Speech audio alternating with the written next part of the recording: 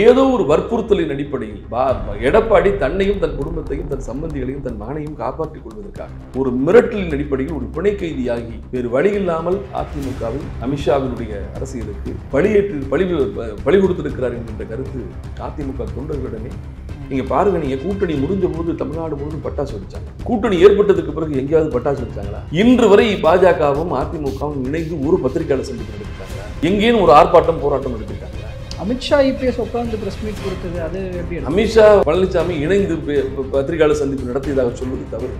ஒரு மூலையில் எடப்பாடி அமர்த்தப்பட்டார். பேசியது எல்லாம் அமித்ஷா.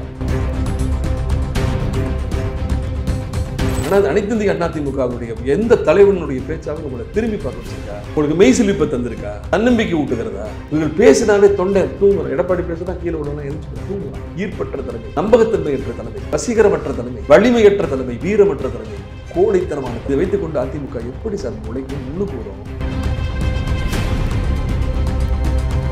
திராவிட முன்னேற்ற கழகத்திற்கு அழுத்தம் தரப்பட்டு, இந்திரா காந்தியால் அழுத்தம் தரப்பட்டு, எம்ஜிஆருடைய ஆட்சி கலைக்கப்பட்டு, ஆளுக்கு 117 புரிஞ்சுக்கிட்டு இருந்தாங்க. திமுக காரன் காங்கிரஸ் ஓட்டு போல, காங்கிரஸ் காரன் திமுக ஓட்டு போல 2 பேரும் விழுந்தாங்க எம்ஜிஆர் ஆட்சி. அதுபோல என்னைக்கு எழுதி வச்சுங்க, பாரதிய ஜனதா கட்சியும் அதிமுகவுக்கும் இணக்கம் இல்லை, நல்லுறவு இல்லை, பொருந்தி போகவில்லை.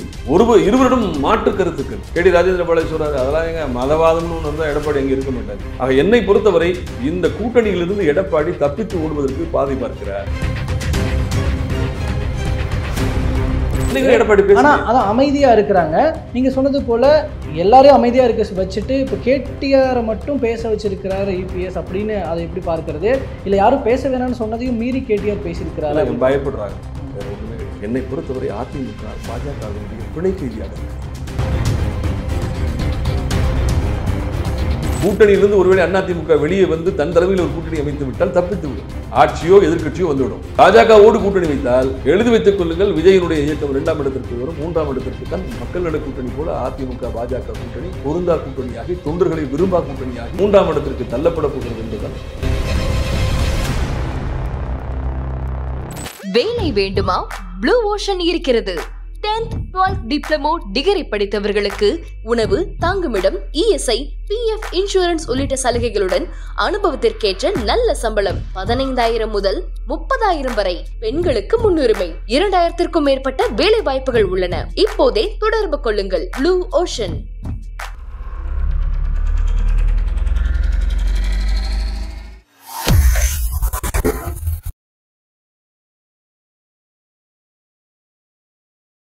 ஐத்தமிழ் நேயர்கள் அனைவருக்கும் அன்பு வணக்கம். இன்றைய சிறப்பு நேர்காணலில் நம்மோடு இணைந்திருப்பவர் நமது அம்மா மற்றும் நமது எம்ஜிஆர் நாளிதழ்களின் முன்னாள் ஆசிரியர் திரு மருது அழகுராஜ் அவர்கள். அவரிடம் தற்போது பேசுபொருளாக இருக்கிற சில அரசியல் நிகழ்வுகள் குறித்து பேசியிருக்கிறோம். பேசலாம். வணக்கம் சார். வணக்கம். நல்லா இருக்கீங்களா? அருமையாக இருக்கேன். அதிமுக பாஜக கூட்டணி அது அமைஞ்சதுலேருந்து இப்போது அரசியல் களம் அப்படின்றது ஒரு வேறு ஆங்கிளில் இப்போ பார்க்கப்படுது. அதுலேயும் அந்த வகையிலையும் பார்க்கும் பொழுதும் சரி, இப்போ மதுரை வந்த அமித்ஷா அவர்கள் அவருடைய பேச்சிலும் வெளிப்பட்டதும் சரி, கூட்டணி 2026இல் தேசிய ஜனநாயக கூட்டணி ஆட்சி அமையும் அப்படின்னு சொன்னார். அது என்ன, அது பிரித்து பார்க்கறது, அது வார்த்தை விளையாட்டுன்ற மாதிரி கூட இப்போ ஃபீல் ஆகுது. என்னை கூட்டணி ஆட்சி அமையும் அப்படிங்கிறத கூட்டணி ஆட்சி அமைக்குமா இல்லை கூட்டணி ஆட்சி அமையும் சொல்லி என்னை பொறுத்தவரை கூட்டணி ஆட்சியா, கூட்டணியின் ஆட்சியா, அல்லது NDA கூட்டணியில் அதிமுகவுடைய தலைமையேற்கும் அதிமுகவின் ஆட்சியா, இந்த குழப்பங்களுக்கு இவ்வளவு காலம் இழுத்து கொண்டு போவதே அந்த கூட்டணிக்கு அவமானம். நீங்கள் கூட்டணியை ஒழுங்காக அமைக்கலை அல்லது கூட்டணி பொருந்தலை. ஒரு வீட்டுக்கு போனால் இவர் தான் மாப்பிள்ளை, இவர் தான் பொண்ணுன்னு எளிமையாக தெரியணும். நிச்சயம் மினிட் வந்தாச்சுங்க, பொண்ணு இதுவா அதுவான்னு தெரியலன்னு இருந்தால் நல்லா இருக்குமா? இவர் மாப்பிள்ளை இவர் பொண்ணுன்னு சொன்னால் சரியா இருக்கும் பிரதர். நிச்சயம் நடந்துருச்சு. யாருங்க பொண்ணுன்னு கேட்டால் இந்த பொண்ணா அந்த பொண்ணான்னு குழம்பலாமா? அதுபோல் இன்றைக்கு NDAல அமித்ஷா அவர்களுடைய வருகை, அவர் சென்னையில் வந்து எடப்பாடியை ஒரு மூலையில் அமர்த்தி விட்டு கூட்டணியை பிரகடனம் செய்த விதம் அதிமுக தொண்டர்களுக்கு மிக பெரும் வெறுப்பை தந்திருக்கிறது. இது தேர்தலில் பொருந்தா கூட்டணியாக மாறும். அதிமுக வேலை செய்ய மாட்டான். அடுத்து கூட்டணி ஆட்சி இல்லை என்று எடப்பாடி சொன்னதற்கு பிறகு மதுரைக்கு வந்து கூட்டணி ஆட்சி தான் என்பதை உறுதிப்படுத்தி விட்டு போகிற போது இப்போ அடுத்து அண்ணாமலை சொல்லிட்டாரு, கூட்டணி ஆட்சி மட்டும் இல்லை பாஜக ஆட்சி தான் எங்கள் கனவுங்கிறாரு. நான் இப்படி இருக்கிற போது எப்படி சகோதரர் இந்த கூட்டணி இணக்கமாக இருக்கும்? தேர்தலில் இதைத்தான் நான் சொல்கிறேன். பொருந்தா கூட்டணி 1980 காங்கிரஸும் திமுகவும் இதே போல கூட்டணி வந்தாங்க. திராவிட முன்னேற்ற கழகத்திற்கு அழுத்தம் தரப்பட்டு, இந்திரா காந்தியால் அழுத்தம் தரப்பட்டு, எம்ஜிஆருடைய ஆட்சி கலைக்கப்பட்டு, ஆளுக்கு 117 புரிஞ்சுக்கிட்டு நின்னாங்க. திமுக காரன் காங்கிரஸ் ஓட்டு போடல, காங்கிரஸ்காரன் திமுக ஓட்டு போடல, 2 பேரும் விழுந்தாங்க எம்ஜிஆர் ஆட்சி கட்டு. அதுபோல இன்னைக்கு எழுதி வச்சுங்க, பாரதிய ஜனதா கட்சிக்கும் அதிமுகவுக்கும் இணக்கம் இல்லை, நல்லுறவு இல்லை, பொருந்தி போகவில்லை. இருவரிடம் மாற்று கருத்துக்கள். கேடி ராஜேந்திர பாலாஜி சொல்றாரு, அதெல்லாம் எங்க மதவாதம்னு ஒன்று இருந்தால் எடப்பாடி அங்கே இருக்க மாட்டார். ஆக என்னை பொறுத்தவரை இந்த கூட்டணியிலிருந்து எடப்பாடி தப்பித்து ஓடுவதற்கு பாதை பார்க்கிறார். இந்த கூட்டணியில் அதிமுக நீடிக்கும் என்று நான் கருதவில்லை. அமித்ஷா அவர்கள் பேசிட்டு போனதுக்கு அப்புறம் இத்தகைய குழப்பம் இருக்கிறது அப்படின்ற பேச்சுக்களும் அரசியல் வட்டாரத்தில் எழுந்ததுக்கு அப்புறம் அதிமுக கிட்ட இருந்து ஒரு விளக்கம் தரப்பட வேண்டியதுன்றது தேவையா இருக்கும். இன்னைக்கு எடப்பாடி பேச அதான் அமைதியா இருக்கிறாங்க. நீங்க சொன்னது போல எல்லாரையும் அமைதியா இருக்க வச்சுட்டு இப்போ கேடிஆரை மட்டும் பேச வச்சிருக்கிறாரு இபிஎஸ் அப்படின்னு அதை எப்படி பார்க்கறது? இல்லை யாரும் பேச வேணாம்னு சொன்னதையும் மீறி கேடிஆர் பேசியிருக்கிறாரு. பயப்படுறாங்க, வேற ஒண்ணுமே கிடையாது. என்னை பொறுத்தவரை அதிமுக பாஜகவினுடைய பிணை கைதியாக இருக்கிறார், அச்சப்பட்டு கிடக்கிறார். 4 வருடம் இவர்கள் ஆட்சி நடத்தினாங்க இல்லையா, சுதந்திரமாக தவறுகளை செய்ய விட்டு 4 வருட அதிமுக ஆட்சியினுடைய நகல் எடுத்து வைத்திருக்கிறது பாஜக. ஒரே ஒரு அமலாக்க சோதனை தானங்க கூட்டணியே. எடப்பாடியே பயந்துட்டாரு, கேப்டனுக்கே பயம் வந்துருச்சு, பின்னாடி நிற்கிறவங்களாம் பயப்பட மாட்டானே. சுரப்புறது அவங்களுக்கு தலைவனுக்கு பயம் வந்து விட்டால் படை வீரர்களுக்கு பயம் வராதா இல்லை? அதுபோல எடப்பாடியே பயந்து கீழே விழுந்துட்டாரு. எஞ்சி இருக்கக்கூடிய தங்கமணியும் வேலுமணியும் பிற அமைச்சர்களும் என்ன செய்வார்கள் முன்னாள்? ஆக பயந்து இருக்கிறாங்க, என்ன செய்வது என்பது புரியாமல் இருக்கிறாங்க. தங்களை கொஞ்சம் கொஞ்சமாக பாஜக விழுங்க பார்க்கிறது என்கின்ற அச்சம் இருக்கிறது. 11 மணிக்கு டெய்லி பாடுவார்ல ஜெயக்குமார். இந்த பாஜக கூட்டணி ஏற்பட்டதற்கு பிறகு ஒரே ஒரு பத்திரிகையாளர் சந்திப்பு நடத்திருக்காரா? ஏன் சார், நல்ல கூட்டணி தான் பேச வேண்டியதானே சார்? வெற்றி கூட்டணி என்று என்றால் நீங்கள் குத்தாட்டம் அல்லவா போட வேண்டும். இது வெற்றி பெறக்கூடிய கூட்டணி என்று சொன்னால் நீங்கள் கொண்டாட்டம் அல்லவா நடத்த வேண்டும். இது வெற்றி பெறக்கூடிய கூட்டணி என்று சொன்னால் மக்கள் மத்தியில் நீங்கள் மகிழ்ச்சியோடு அல்லவா பேச வேண்டும். ஏன் மௌனம்? எதற்கு பயம்? அவங்க இன்னைக்கு வரையும் பாருங்க, இந்த கூட்டணி குறித்து பிஜேபி தான் பேசிட்டே இருக்கு. அண்ணாமலை ஒன்று சொல்றாரு, தமிழிசை ஒன்று சொல்றாங்க, நயினார் ஒன்று சொல்றாரு. இலை பூதான் மேல இருக்கும், இலை எப்பவுமே கீழே தான் இருக்கும். ராமலிங்கம் சொல்றாரு. ஆக பாஜகவினுடைய 2ஆம் நிலை தலைவர்கள் எல்லாம் அதிமுகவை சிறுமைப்படுத்தும் விதத்தில் விமர்சிக்கிறார்கள், பேசுகிறார்கள், கூட்டணி ஆட்சி தான் என்று சொல்கிறார்கள்.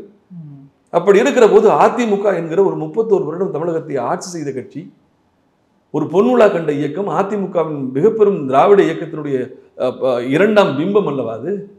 ஏன் அப்படி பயப்படுறாங்க? அதிமுக கூட கூட்டணி வச்சு குறிப்பாக அது வந்து இப்போ இங்கே வந்து பேசுகிற அமித்ஷாவில் தொடங்கி எல்லாரும் என்டிஏ கூட்டணி அப்படின்றது மூலமாக, அதே நேரம் என்டிஏ கூட்டணி இன்னொரு பக்கம் திமுக கூட்டணி இப்படி ப்ரொஜெக்ட் பண்ணுறதன் மூலமாக இங்கே அதிமுகவை பாஜக பின்னுக்கு தள்ளி முன்னேறி நிற்கிறது அப்படின்னு தான் பார்க்கணுமா? இதை தேசிய அளவிலும் தமிழ்நாட்டில் காங்கிரஸ் தமிழ்நாட்டை ஆட்சி புரிந்தது. காங்கிரஸுக்கு முன்பு நீதி கட்சி, அடுத்து காங்கிரஸ் ஆட்சி செஞ்சது. அதுக்கு பிறகு திராவிட முன்னேற்ற கழகம், அதுக்கு பிறகு அதிமுக, அதற்கு பிறகு திமுக. அதிமுகவும் திமுகவும் காங்கிரசும் நீதி கட்சியும் தொடர்ந்து ஆட்சி செய்திருக்கே தவிர என்றைக்காவது என்டிஏ தேசிய அளவில் இருந்து ஒருவர் வந்து தமிழ்நாட்டுக்குள் வந்து ஒரு கூட்டணி அமைச்சு விட்டு அதுக்கு ஒரு என்டிஏ அல்லது இந்தியா கூட்டணி என்றெல்லாம் பேர் வைத்துக்கொண்டு மாநிலத்தில் ஆட்சி பிடித்த வரலாறு உண்டா? நீங்க சொல்லுங்க. தமிழகத்து மக்களுடைய இயல்புக்கு மாறான கிடையாது. இதுவரை நடந்திருக்கா? கிடையாது. தமிழ்நாட்டில் என்டிஏ ஆட்சி கேள்விப்பட்டிருக்கீங்களா? தமிழ்நாட்டில் இந்தியா கூட்டணி ஆட்சி கேள்விப்பட்டிருக்கீங்களா? இன்னும் சொல்ல போனால் இங்கே கூட்டணி ஆட்சி என்பது இதுவரை நடந்தது கிடையாது. நீங்கள் தமிழக மக்களுடைய இயல்புக்கு மாறாக, தமிழக மக்களுடைய விருப்பங்களுக்கு மாறாக உங்களுக்கு வாக்களிக்க மறுக்கும் தமிழ்நாட்டு மக்களை அடிமைப்படுத்துவதற்கு அதிமுக என்கிற இயக்கத்தை சிறைபிடித்துக் கொண்டு நான் நினைக்கிறத செய்வேன் அப்படின்னு அமித்ஷா நினைக்கிறார் என்று சொன்னால், இது வந்து இந்தியாவை பிடிப்பதற்கு கிழக்கிந்திய கம்பெனி வந்தது போல தமிழ்நாட்டை பிடிப்பதற்கு வடக்கிந்திய கம்பெனி வருது. இது இங்கே சாத்தியம் இல்லை. கற்பனை காண்கிறார் அமித்ஷா. பாஜகவுக்கு பாருங்க, மிக பெரும் ஒரு மூக்கறுப்பு நடக்கும், முகச்சுளிப்பு நடக்க போகிறது.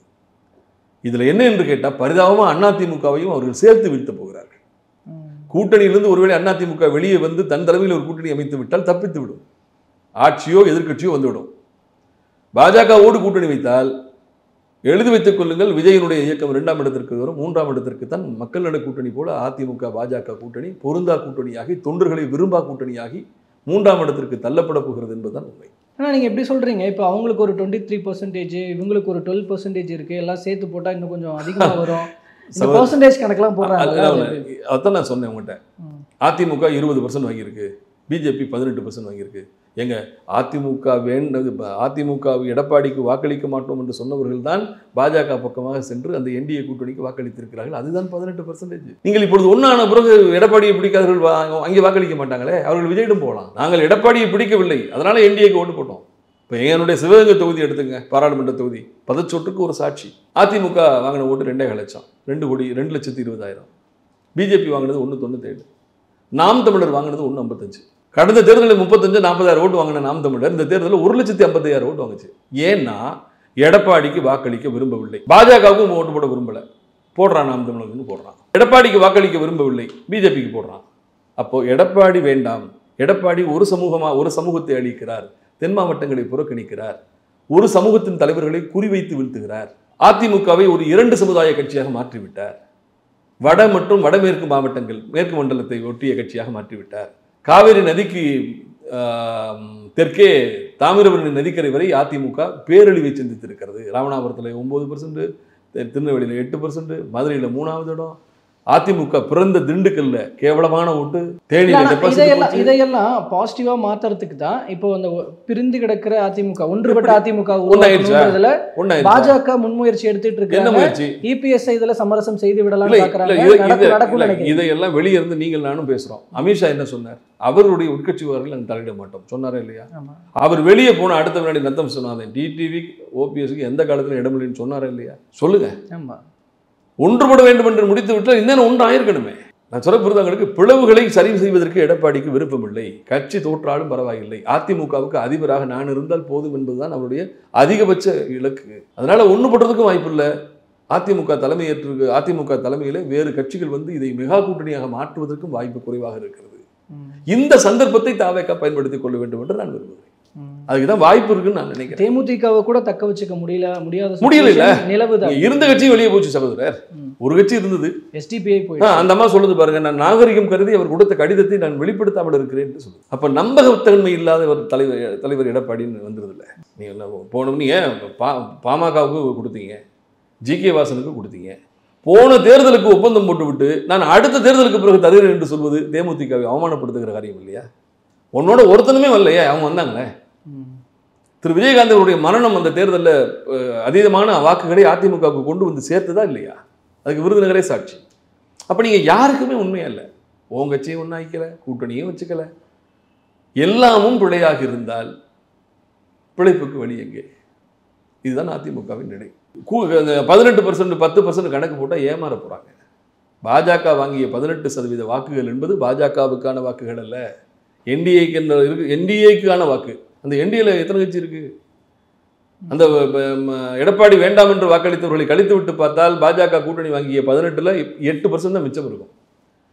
அப்படி பார்த்தா என்டிஏ பாஜக ஓட்டு 8% வச்சுங்க, அதிமுக ஓட்டு 20ன்னு சொன்னாங்கல்ல, அதில் தேமுதிக எல்லாம் கழிச்சிட்டிங்கன்னு வச்சுங்க, 15 தான் இருக்கும். இந்த 15, 8, 23 வச்சு நீங்கள் என்ன பண்ணுவீங்க? அதிமுக அந்த அளவுக்கு குறைச்சலாம், 15 அளவுக்கு குறைச்சலாம். ஏங்க இன்னும் குறைஞ்சிருச்சுங்க. பாராளுமன்ற தேர்தலுக்கு பிறகு இன்னும் கட்சி பலவீனமாயிருக்கு. பாராளுமன்ற தேர்தலுக்கு பிறகு இன்னும் கட்சி பலவீனமாக இருக்கிறது. ஒரு கட்சி ஆட்சிக்கு வரப்போகுதுன்னு வச்சுங்களேன், அந்த கட்சியில் நிறைய பேர் சேருவான். அதிமுக யாரும் சேர்ந்து பார்த்துருக்கீங்களா? அதிமுகவில் இணைப்பு விழாக்கள் நீங்கள் பார்த்துருக்கீங்களா? அதிமுகவின் முன்னாள் சட்டமன்ற உறுப்பினர்களும் திமுகவின் முன்னாள் சில சட்டமன்ற உறுப்பினர்களும் போய் எங்கே சேர்றான்? தாவேக்கால சேர்றான். அண்ணா திராவிட முன்னேற்ற கழகத்தில் சமீபத்தில் எப்போதாவது இணைப்பு விழா நடத்தி நீங்கள் பார்த்துருக்கீங்களா? அப்போ அந்த கட்சி வந்து நதி போல நகராமல் கழிவுநீர் குட்டை போல கால் ஒன்று நிற்கிறது, வேர் ஒன்று அப்படி ஸ்டேகர்டு வாட்டர்னு சொல்லுவாங்கல்ல, நகராமல் நின்றுட்டு அதுக்கு சாக்கடையாக இருக்கணுமே. வெகு காலமாக எடப்பாடியின் தலைமையிலே அதிமுக சீர்கெட்டு போயிருக்கு. அப்போ அதிமுகவுடன் கூட்டணின்னு பேசிட்டு இருக்கிறாங்களா? அதுக்கு பாசிபிளே கிடையாதுன்ற. எனக்கு என்ன ஒரு இதுன்னா, அனைத்து இந்திய அண்ணா திராவிட முன்னேற்ற கழகத்தை பொறுத்தவரை பாரதிய ஜனதா கட்சியோடு ஏற்பட்டிருக்கும் கூட்டணி என்பது ஒரு இணக்கமான இயல்பான கூட்டணியாக நான் கருதவில்லை. ஏனென்று சொன்னால், ஒரு எஸ்டிபிஐனுடைய மாநாட்டுக்கு போய் இந்த தேர்தலுக்கு மட்டுமல்ல, 2026, 31 எந்த தேர்தலிலும் பாஜகவோடு கூட்டணி கிடையாது. ஒட்டும் இல்லை, உறவும் இல்லை. நாங்கள் அவர்களால் தான் தோற்றோம். சிறுபான்மை மக்களுடைய பேராதரவை நாங்கள் இழந்திருக்கிறோம். ஜெயக்குமார் சொன்னார், நான் 40 வருஷமா முடிசூடா மன்னனா இருந்தேன், என் அரசியல் வாழ்க்கையை அழிந்ததே பாஜகவால். சி.வி. சண்முகம், கே.பி. முனுசாமி, இத்தனை பேரும் அருவருப்பாக பேசினார்கள் பாஜகவை. அப்படி பேசிக் கொண்டிருந்தவர்கள் ஈரோட்டில் ஒரு அமலாக்க பிரிவு சோதனை நடக்கிறது. ஒரு சோதனை நடந்து சில நாட்களிலேயே எடப்பாடியினுடைய குரல் கம்முகிறது. பாஜகவுக்கு எதிரான பேசக்கூடிய அவருடைய கருத்துக்களிடையே தடுமாற்றம் ஏற்படுகிறது. திடீரென்று ஒரு நாள் இங்கிருந்து டெல்லிக்கு ஓடுகிறார். கட்சி அலுவலகத்தை பார்க்க வந்தேன்னு சொல்லி ஊரை ஏமாற்றுகிறார். பத்திரிகையாளர்களிடம் நான் டெல்லியில் அமைக்கப்பட்டிருக்கும் அதிமுக அலுவலகத்தை பார்வையிட வந்தேன் என்று பச்சை போய் சொல்கிறார். சொல்லிவிட்டு 3 கார் ஏறி போய் அமித்ஷாவுடைய வீட்டிற்கு சென்று அதிமுகவின் பத்திரத்தை அமித்ஷாவின் காலடியில் அடகு வைத்துவிட்டு வெளியே வருகிறார். அமித்ஷா அறிவிக்கிறார் கூட்டணி ஆட்சி என்கிறார். கூட்டணி இல்லை என்று சொன்னார்கள், வரவழைத்து கூட்டணியை அறிவித்தது அமித்ஷா. கூட்டணி ஆட்சி இல்லை என்று சொன்னார்கள், சென்னையில் மட்டுமல்ல மதுரைக்கும் வந்து கூட்டணி ஆட்சி தான் என்று சொல்லியிருக்கிறார்கள். ஆக ஏதோ ஒரு வற்புறுத்தலின் அடிப்படையில் எடப்பாடி தன்னையும் தன் குடும்பத்தையும் தன் சம்பந்திகளையும் தன் மகனையும் காப்பாற்றிக் கொள்வதற்காக ஒரு மிரட்டலின் அடிப்படையில் ஒரு பிணை கைதியாகி வேறு வழியில்லாமல் அதிமுகவை அமித்ஷாவினுடைய அரசியலுக்கு பழி கொடுத்திருக்கிறார் என்கின்ற கருத்து அதிமுக தொண்டர்களிடமே. நீங்க பாருங்க, நீங்க கூட்டணி முடிஞ்ச போது தமிழ்நாடு முழுவதும் பட்டாசு வெடிச்சாங்க. கூட்டணி ஏற்பட்டதுக்கு பிறகு எங்கேயாவது பட்டாசு வெடிச்சாங்களா? எங்கேயாவது இனிப்பு கொடுத்து கொண்டாடினாங்களா? இன்று வரை பாஜகவும் அதிமுகவும் இணைந்து ஒரு பத்திரிகையாளர் சந்திப்பு நடத்திருக்காங்களா? எங்கேயும் ஒரு ஆர்ப்பாட்டம் போராட்டம் நடத்திருக்காங்களா? இந்த கூட்டணி நியாயமான கூட்டணி என்று எதையாவது மனம் வந்து பேசியிருக்காங்களா? அமித்ஷா IPS உட்கார்ந்து பிரஸ் மீட் கொடுத்தது அது எப்படி? அமித்ஷா பழனிசாமி இணைந்து பத்திரிகையாளர் சந்திப்பு நடத்தியதாக சொல்வது தவறு. ஒரு மூலையில் எடப்பாடி அமர்த்தப்பட்டார். பேசியது எல்லாம் அமித்ஷா. அது குறித்து ஒரு கருத்தும் சொல்லவில்லை.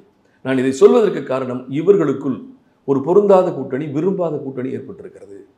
ஒருவேளை கடந்த பாராளுமன்ற தேர்தலில் எப்படி எடப்பாடி டெல்லிக்கு சென்று மோடியினுடைய வலப்பக்கத்தில் அமர்ந்து NDA கூட்டணியிலே பிரதான அங்கத்தினர் அதிமுக தான் என்று பிரகடனம் செய்துவிட்டு வெளியே வந்து பத்திரிகையாளர் சந்திப்பிலே 3வது முறையாக மோடி நாட்டை ஆள வேண்டும் என்றெல்லாம் சொல்லிவிட்டு இங்கே வந்ததற்கு பிறகு கூட்டணியை முடித்துக் கொண்டார். அதுபோல இன்னும் காலம் இருக்கிறது. பாஜகவுடனான கூட்டணியை வைத்துக்கொண்டு சிறுபான்மை மக்களுடைய வாக்குகளையும் நாம் பெற முடியாது. நீங்கள் புரட்சித் தலைவி அம்மா கூட நீங்கள் பாருங்கள், பாராளுமன்ற தேர்தலில் மட்டும்தான் பெரும்பாலும் பிஜேபியோட கூட்டணிக்கு போயிருக்காங்க. சட்டமன்ற தேர்தலில் கூட்டணி வைக்க மாட்டாங்க. தேசிய அளவில் பிரதமருக்கு வாக்களிக்கிறோம் என்கின்ற அளவிலே பாஜகவினுடைய கூட்டணி ஆதாயம் அளித்தாலும் சட்டமன்ற தேர்தலிலே தமிழ்நாட்டினுடைய மக்கள் பாஜகவினுடைய வருகையை, பாஜகவினுடைய பிரவேசத்தை அனுமதிக்க மறுக்கிறார்கள். அதனால் அவங்க இருந்தால் நம்ம தோற்றுறோன்னு நினைக்கலாம். ஆக தேர்தல் நெருங்கும் காலத்தில் இவரை கழட்டி விட்டுட்டு விஜயின் கூட்டணி பக்கம் கதவை திறக்கலாம். மெகா கூட்டணின்னு சொன்னார். கடந்த தேர்தலில் அவரோடு இருந்த தேசிய முற்போக்கு திராவிடர் கழகம் நாங்கள் ஜனவரியில் தான் முடிவு செய்வோம், இப்பொழுது அதிமுகவோடு எங்களுக்கு கூட்டணி இல்லை என்பதை அறிவித்து விட்டார்கள். அடுத்து கூட்டணிக்கு வரும் என்று பேசப்பட்ட பாட்டாளி மக்கள் கட்சி இப்பொழுது அப்பனும் மகனுமாக பிரிந்து கொண்டிருக்கிறார்கள். இருந்த கட்சி வெளியேறுகிறது, வரும் என்று எதிர்பார்த்த கட்சி உடைகிறது. அதிமுக 3 பிளவுகளாக கிடக்கிறது. ஆக பிரதான எதிர்க்கட்சி தனக்கு போட்டியாக இல்லாத நிலையில் திராவிட முன்னேற்ற கழகம் கூட்டணி கட்சியோடு ஆளும் அதிகாரத்தோடு, இன்னும் சொல்லப்போனால் தமிழகத்தினுடைய முதலமைச்சர் திரு மு.க. ஸ்டாலின் அவர்களுடைய மதிநுட்ப நகர்வுகள் எனக்கு தெரிய கலைஞரை விட மிக லாபகமாகவே ஒரு அரசியலை கையாள்வதாக நான் கருதுகிறேன். ஏறத்தாழ நீங்கள் 2014 தொடர்ந்து விட்டு இருக்காரு. 14க்கு பிறகு 16ல் தோத்தா கூட 90 சீட்டுக்கு வந்தாங்க. 19 14க்கு பிறகு சொல்கிறேன், 16ல் 90 சீட்டுக்கு வந்துட்டாங்க. அதுவே பெரிய வெற்றி தான். அதற்கு பிறகு நீங்கள் பார்த்தீங்கன்னா தொடர்ந்து 19 வெற்றி, 21 வெற்றி, 24 வெற்றி, உள்ளாட்சி தேர்தல் வெற்றி, நகராட்சி தேர்தல் வெற்றி, மாநகராட்சி தேர்தல் வெற்றி, இடைத்தேர்தல் வெற்றி, பல தேர்தல்களிலே அதிமுக போட்டியிடாமல் புறக்கணிக்கிற அளவுக்கு அழுத்தங்கள். இதே நிலை தொடர்ந்து அப்போ அதிமுகவினுடைய எதிர்காலம் என்னவாக இருக்கு? அதிமுக எதிர்காலம் பரிதாபம் தான், உண்மையாகவே பரிதாபம். நானும் கண்ணு கட்டிய தூரத்தில் பார்க்கிறேன். ஏதாவது மிராக்கிள் நடக்குமா? திடீரென்று எடப்பாடிக்கு புத்தி வந்து எல்லாரும் வாங்க நம்மளாம் ஒன்றாயிடுவோம், நம்ம பிளந்ததுனால தான் நம்மளை வர வச்சு வீட்டுக்கு கூப்பிட்றாங்க அமித்ஷா. இன்றைக்கு நாம் ஒற்றுமையாக இருந்தபோது அதே அமித்ஷா இங்கே வந்து நம்மகிட்ட 4 சீட் வாங்கிட்டு போனார். இன்றைக்கு நம்ம டெல்லிக்கு வான்னு கூப்பிடுறாரு. கூட்டணி ஆட்சி என்று மதுரையில் அவர்களாக தனியாக பிரகடனம் செய்கிறார்கள். இதுக்கெல்லாம் ஒரே காரணம் நம்ம இருக்கக்கூடிய பிளவு தானே.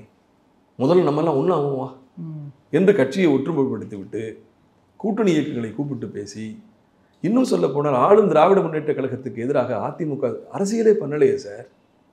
திமுக ஆட்சிக்கு எதிராக பெரிய போராட்டங்கள் இருக்கா? ஏதோ ஆர்ப்பாட்டம் இருக்கா? புரட்சித் தலைவி அம்மா சட்டம் ஒழுங்கு பிரச்சனைகள் எல்லாம் அறிக்கை கொடுக்கறதாக வெறும் அறிக்கை, போராட்டங்கள் வெறும் அறிக்கை, ஒண்ணுமே இல்லையே. சும்மா ஓரிடத்துல தமிழகம் ஸ்தம்பிக்க வேண்டாமா? புரட்சித் தலைவி அம்மா காலத்தில் வந்து கொங்கு தமிழ் பேசும் கோவையில் குலுங்கியது இல்லவா? ஆகஸ்ட் 14, 2010 திருச்சி பொன்முனை திடல் காவேரி நதிக்கரை ஒரு நாள் கடற்கரையாக மாறியது. நான்மாடக்கூடர் என்று சொல்லக்கூடிய மொழிக்கு ஒரு சங்கம் கொண்டு மூவா புகழ் படைத்த மூதூர் மதுரை புரட்சித் தலைவர் அம்மாவினுடைய வருகையில திணறியதல்லவா. நாளே கூட்டத்தில் அரசியலை அதிமுக பக்கம் திருப்புற சக்தி அம்மா. அவர் இந்நாட்டு அரசியலை தென்னாட்டு பக்கம் திருப்பி காட்டுகிற தேவதையாக இருந்தார். ஒரு ஹீரோ வழிநடத்தி ஹீரோ தொடங்கி ஒரு ஹீரோயின் வழிநடத்தின கட்சி கோமாளிகளின் கூடாரமாக மாறி போயிருக்கு. பிரபாகரனோட வீரம் இருக்குன்னு சொல்றாரு சார் எடப்பாடி கிட்ட கேடி ராஜேந்திர பாலாஜி. கொஞ்சம் யோசிச்சு பாருங்க. கல்லறையில் உறங்கும் பிரபாகரன் எழுந்து வந்து துப்பாக்கியால் சுட்டால் கூட சுட்டு விடுவார். பிரபாகரனின் வீரத்திற்கு நிகரானவரா எடப்பாடி? பிரபாகரன் எங்கே சார் டேபிள் கீழே ஊர்ந்து போனாரு? பேச்சுக்களை பார்த்தீங்களா? முகம் சுளிக்கும் பேச்சுக்கள், அருவருப்பான பேச்சுக்கள், மோடியா அப்பாங்கிறது, டேடிங்கிறது. ஆனால் அனைத்து இந்திய அண்ணா திமுகவுடைய எந்த தலைவனுடைய பேச்சாவது உங்களை திரும்பி பார்க்க வச்சிருக்கா? உங்களுக்கு மெய் சிலிப்பை தந்திருக்கா? தன்னம்பிக்கை ஊட்டுகிறதா? இவர்கள் பேசினாலே தொண்டை தூங்குறான். எடப்பாடி பேசுனா கீழே விடலாம் எந்திரிச்சு போயிடறான், தூங்குறான். ஈர்ப்பற்ற தலைமை, நம்பகத்தன்மையற்ற தலைமை, வசீகரமற்ற தலைமை, வலிமையற்ற தலைமை, வீரமற்ற தலைமை, கோழைத்தனமான தலைமை. இதை வைத்துக்கொண்டு அதிமுக எப்படி சார் முளைக்கும், முன்னுக்கு வரும்? அனைத்து இந்திய அண்ணா திமுகவுக்கு நான் கண்ணு கட்டி தூரத்திற்கு எதிர்காலம் இருப்பதாக நான் கருதவில்லை. நெக்ஸ்ட் ஒரு சுற்றுப்பயணம் பண்ண இருக்கிறாரு. அதுக்கப்புறமாவது ஏப்ரல் மாதம் சொன்னார் சார். இப்போ என்ன மாதம் சார்? ஜூன் ஆச்சு. அதான் ஜூன் ஜூலைல தான். ஆமா, இவர் வருவார்னு மக்கள் எல்லாம் அறிக்கை லைட்டை வச்சுக்கிட்டு ஆரத்தியை கரைச்சி வச்சுக்கிட்டு உட்காந்துக்கிட்டு இருக்காங்க. எடப்பாடி வரப்போறாரு, உரையாற்றி கிளி. இல்லை, ஏன்னா அந்த மாதிரி சுற்றுப்பயணத்துக்கு அப்புறம் நீங்க சொல்ற நிலைமைகள் வராது சார். எப்படி சார் முடியும்?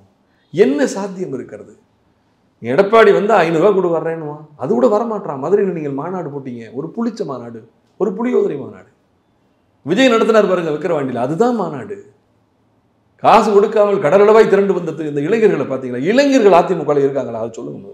திண்டுக்கல் சீனிவாசனும் செல்லூர் ராஜும் KP முனுசாமியும் எடப்பாடியும் இளைஞர்களா? ஒரு கட்சிக்கு இளைஞர் என்பது ஒரு புதுரத்தம் என்பது அவசியம் இல்லையா? நீங்க சொல்லுங்க. பழையன கழிதலும் புதியன புகுதலும் வலுவகை வகையிலானேன்னு தொழிலக்கணம் சொன்ன மாதிரி ஒரு கட்சிக்கு இளமைத்துவம் வேணும், அது இளைஞர்கள் வேணும், ஈர்ப்பு சக்தி வேணும், பெண்கள் வேணும். அதிமுகவை சார்ந்திருந்த பெண்கள் வாக்கு வங்கி நிறைய திமுக போயிடுச்சு சார். காரணம் மகளிர் உரிமை தொகை, இலவச பேருந்து, புதுமை பெண் திட்டம் 1000, மாணவர்களுக்கு 1000. புரிதங்களுக்கு அதிமுகவினுடைய வலுவான பெண்கள் வாக்கு வங்கி திமுக பக்கம் நகர்ந்து விட்டது. இளைஞர் சக்தி என்பது விஜய் பக்கம் போக போகிறது. எடப்பாடி பக்கம் எது இருக்க போகிறது? எடப்பாடியிடம் இருக்கக்கூடிய பணத்தை கழித்து விட்டால் யார்? ஆக அதிமுகவின் அரசியல் வரலாற்றை அவர் அழித்து விட்டார். மீண்டெடுப்பது என்பது மிக பெரும் போராட்டம். இந்த நேரத்தில் விஜய்க்கு கிடைத்திருப்பது பொக்கிஷமான வாய்ப்பு, ஒரு பொற்கால வாய்ப்பு கிடைத்திருக்கிறது. அவருக்கு தேவை உழைப்பும் முயற்சியும் தன்னம்பிக்கையும். அது இருந்தால் அவர் சொன்னது போல அரசியல் தாவக விச திமுக அவர் தான் சொன்னார், அப்படிதான் மாறப்போகுதுன்னு சொன்னார். அப்போ அவருக்கு ஏதோ நம்பிக்கை வச்சுன்னு சொல்றாரு. அப்படி அவர் செய்த அந்த பிரகடனம் உண்மையாக வேண்டும் என்று சொன்னால் அவர் உழைப்பை அதிகப்படுத்த, முயற்சியை அதிகப்படுத்த வேண்டும். நிச்சயமாக அவர் தமிழகத்தினுடைய அரசியலிலே அசைக்க முடியாத சக்தியாக வருவதற்கு வாய்ப்புகள் இருக்கிறது. அதே இடத்தை நோக்கி தான் பாஜக போகணும்னு அண்ணாமலையை கொண்டு வந்தாங்க. ஏனோ தெரியவில்லை, அவர்கள் உருவாக்கிய அண்ணாமலையை அவர்களை கைவிட்டு விட்டார்கள்.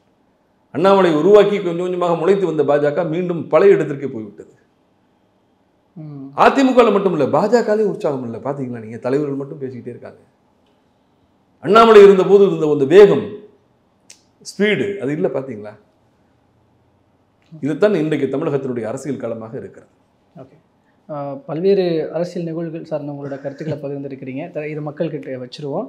அண்ட் தொடர்ந்து அடுத்தடுத்த விஷயங்கள் நடக்கும்போது பேசுவோம் சார். தற்போதைக்கு பல்வேறு கருத்துக்களை பகிர்ந்து கொண்டமைக்கு மிக்க நன்றி.